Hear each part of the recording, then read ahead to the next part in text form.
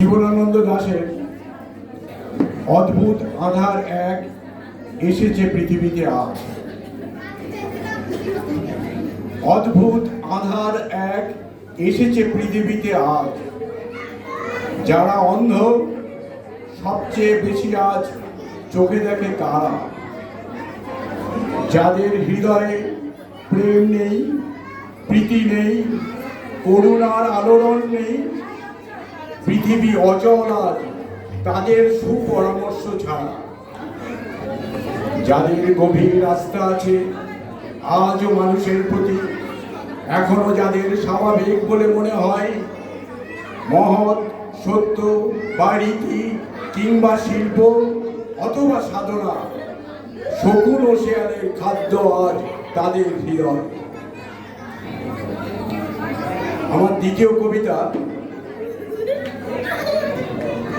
বাস্তবধর্মী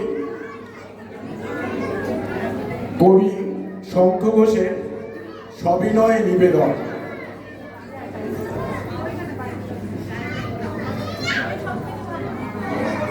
আমি তো আমার শপথ রেখেছি অক্ষরে অক্ষরে,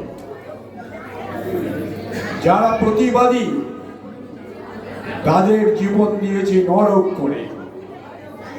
হ্যাঁ, দাপিয়ে বেড়াবে আমাদের দল, অন্য কবে না কথা। বজ্র কঠিন রাজ্য শাসনে এটাই স্বাভাবিকতা। গুলির জন্য সমস্ত রাত সমস্ত দিন খোলা, বজ্র কঠিন রাজ্যে এটাই শান্তি শৃঙ্খলা।